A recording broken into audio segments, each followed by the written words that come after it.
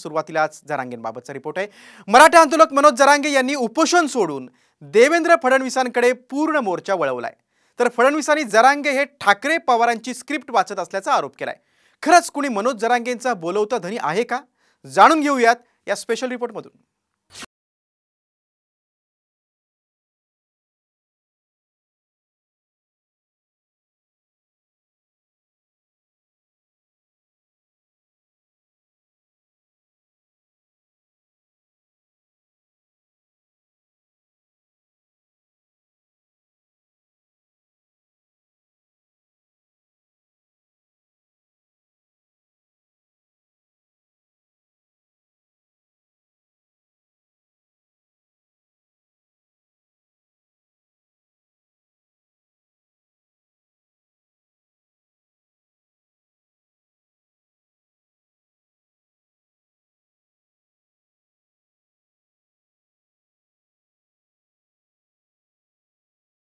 सहज बोलणे त्याने रात्री सहज नेले।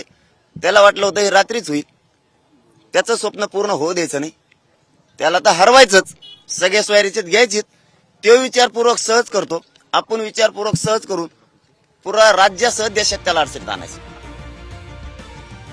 मनोज जरांगे यांच्या याच भूमिकेमुळे त्यांचा बोलविता धनी कोण असा सवाल भाजपनं उपस्थित केला आहे। जी स्क्रिप्ट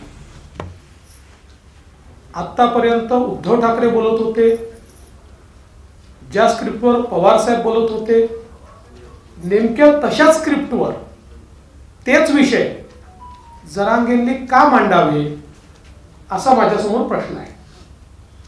त्याच्यामुळे याच्या पाठीशी काय आहे काय नाही आहे योग्य वेळी बाहेर येईल। तुर्तस एवढंच आहे, कायदा सुव्यवस्था न बिघडवता कोणी आंदोलन केलं तरी आमची हरकत नाही। कोण्या एका माणसाला टार्गेट करायला कोण लावतंय याचा शोध घेणं गरजेचं आहे। आणि मला असं वाटतं की जरंगे जे बोलतात तर जरंगे सोडा, पण जरंगेला कोण बोलायला लावतं याचा शोध घेणं गरजेचं आहे।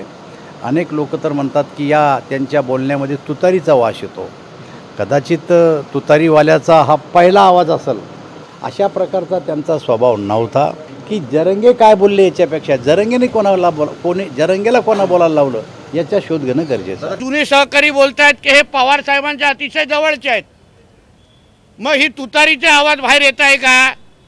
तोंडातून तुतारी वाजवण्याचं काम होत आहे का? जी भाषा उद्धव ठाकरे सातत्याने भाषणाच्या माध्यमातून करतायत तीच भाषा जरंगे पाटील करतायत। ते अगर खरंच बोलत असतील तर त्यांची नार्को टेस्ट करा ना, सगळ्यांची, जरांगे पाटलांची पण नार्को टेस्ट करा, खरं कळेल ना। देवेंद्र फडणवीसांनी ठाकरे पवारांकडे रोख दाखवल्यानंतर संजय राऊतांनीही फडणवीसांना खडे बोल सुनावले। जरांगेंचा बोलविता धनी कोण हे माहीत नसेल तर गृह खातं गोट्या खेळायला दिलंय का असा टोला राऊतांनी लगावलाय। जरांगे पाटील यांनी जी भूमिका घेतली मुंबईत येण्याची, ती त्यांची किंवा त्यांच्या संघटनेची, त्यांच्या समाजाची भूमिका आहे। फडणवीसांनी प्रश्न केलेला आहे, यामागचा बोलवता धनी कोण आहे? ते गृहमंत्री आहे स्वतः। जर त्यांना ह्या मागचा बोलवता धनी कोण माहीत नसेल तर त्यांनी गृहमंत्री पदाचा राजीनामा द्यावा। संजय राऊतांप्रमाणेच विजय वडेट्टीवार यांनीही हे सर्व घडवणारे महायुती सरकारचाच हिस्सा आहेत का अशी शंका उपस्थित केली आहे। कुणाचे ओएसडी आणि पीए त्यांना भेटण्यासाठी जात होते असं म्हणत एकनाथ शिंदेंवर नाव न घेता वडेट्टीवारांनी निशाणा साधलाय। हे सगळ्या महाराष्ट्राला माहीत आहे कोणाचे ओएसडी जात होते, कोणाचे पीए जात होते, कोण तडजोडी करत होत्या, कोण त्याच्यातून मार्ग काढत होते आणि त्यांची हिंमत कशी वाढवत होते। हे पाप कोणाचं आहे हे काही मला सांगायची गरज नाही। जालन्यामध्ये मराठा आंदोलनाची ठिणगी पडल्यापासून जरांगेंनी वेळोवेळी फडणवीसांवर हल्लाबोल केलाय, पण जरांगेंचा फडणवीसांवर विशेष राग का आहे पाहूया। जालन्याच्या अंतरवालीमध्ये 1 सप्टेंबरला मराठा आंदोलकांवर लाठी हल्ला झाला। अंतरवालीच्या लाठी हल्ल्याचे अनेक व्हिडिओ व्हायरल झाले। यात महिलांची डोकी फुटलेले व्हिडिओ सुद्धा होते। या लाठीमारानंतर सरकार विरोधात मराठा समाज रस्त्यावर उतरला होता। तेव्हा परिस्थिती चिघळत असल्याचं पाहून फडणवीसांनी दिलगिरी व्यक्त केली आणि चौकशीचे आदेश दिले। पण फडणवीसांनी पोलिसांच्या निलंबनाचे आदेश न दिल्यामुळे जरांगेंनी रोष व्यक्त केला होता। यानंतर मराठा आरक्षणाच्या लढ्यादरम्यान फडणवीसांनी नागपुरात ओबीसी मंचावर उपस्थिती लावली। फडणवीसांनी ओबीसी नेत्यांचं उपोषण स्वतः पाणीपासून सोडवलं होतं,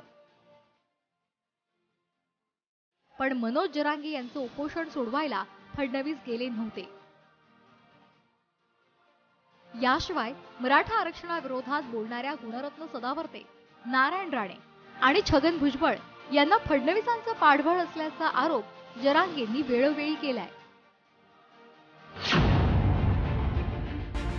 आता अजय भारस्कर आणि संगीता वानखेडे यांनाही देवेंद्र फडणवीसांनी उभं केल्याचं मनोज जरांगेंनी म्हटलंय। दरम्यान देवेंद्र फडणवीसांनी योग्य वेळी सर्व खुलासे करणार असल्याचं सूतोवाच केलंय। त्यामुळे खरंच जरांगेंचा कोणी बोलविता धनी आहे का याकडे सर्वांचं लक्ष लागलंय। ब्युरो रिपोर्ट, साम टीव्ही न्यूज।